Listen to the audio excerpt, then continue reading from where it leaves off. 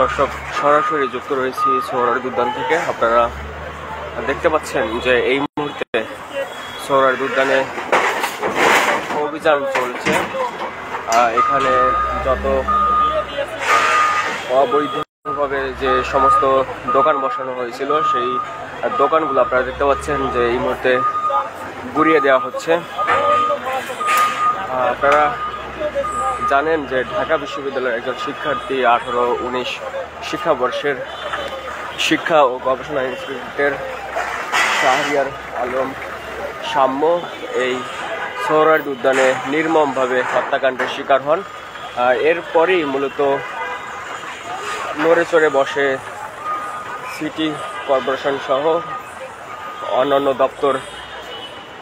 আপনারা দেখেছেন যে গতকালকে মাননীয় ক্রীড়া উপদেষ্টা তিনিও সোহরাওয়ার্দী উদ্যানে এসেছিলেন এবং তিনি পরিদর্শন করেছেন এবং বেশ কিছু উদ্যোগ নেয়ার কথা তিনি বলেছেন। যেমনটি আমরা যে জায়গাটিতে রয়েছি সেটি হচ্ছে ঢাকা বিশ্ববিদ্যালয়ের টিএসসির পাশের সোহরাওয়ার্দী উদ্যানে ঢোকার যে গেট, সেই গেটের কাছে আমি রয়েছি এবং যেমনটি উপদেষ্টা আসিফ মাহমুদ তিনি বলেছেন তার সেই ফেসবুক পোস্ট অনুসারে এই সামনে যে গেটটি দেখতে পাচ্ছেন এই গেটটি স্থায়ীভাবে বন্ধ করে দেওয়া হবে এবং রাত 8টার পরে জনসাধারণ এখানে আর প্রবেশ করতে পারবে না।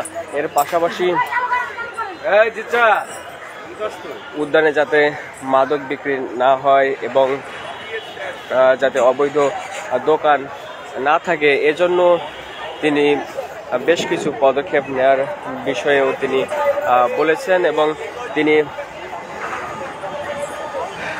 বেশ কিছু দপ্তরকে একযোগে কাজ করার বা সহযোগিতার কথাও তিনি বলেছেন। আপনারা দেখতে পাচ্ছেন যে এই মুহূর্তে এখানে সমস্ত অবৈধ দোকানপাট ছিল সেগুলো গুড়িয়ে দেওয়া হচ্ছে একে একে।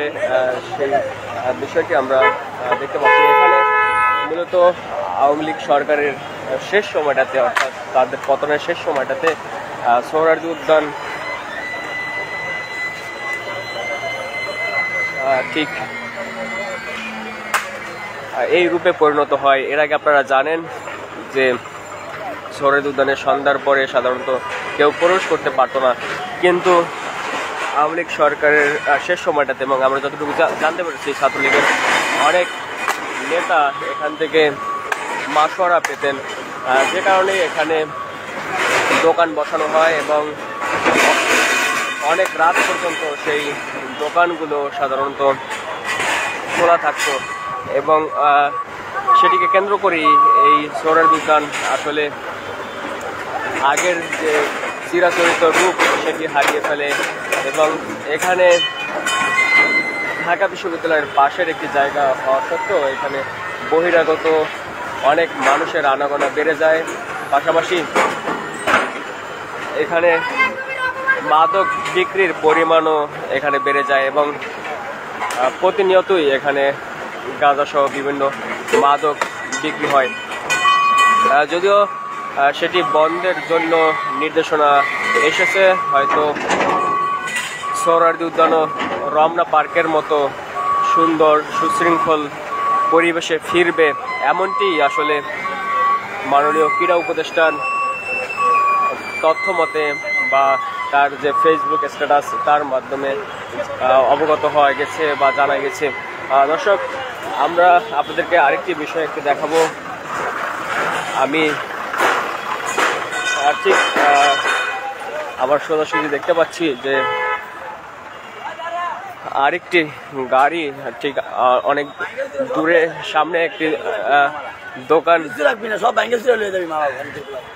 দোকান রয়েছে, রেস্টুরেন্ট রয়েছে,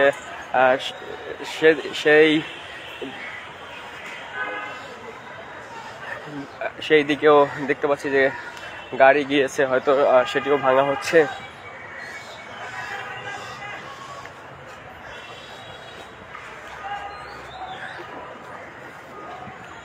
সোহরাওয়ার্দী উদ্যানের ভিতরে এরকম ভাসমান অবৈধ দোকান আগে না থাকলেও বর্তমানে শত শত দোকান এখানে গড়ে উঠেছিল।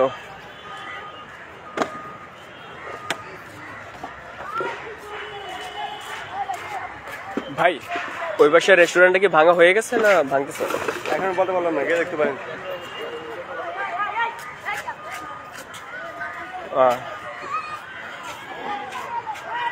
দর্শক, আপনাদের সাথে সরাসরি যুক্ত রয়েছে শহরের উদ্যান থেকে এবং সেখান থেকে দেখাচ্ছি সরাসরি যুক্ত হয়ে এখানকার বর্তমান পরিস্থিতি।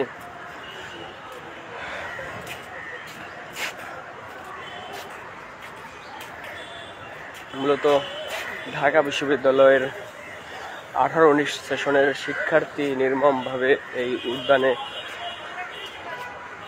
হত্যার শিকার হওয়ার পরই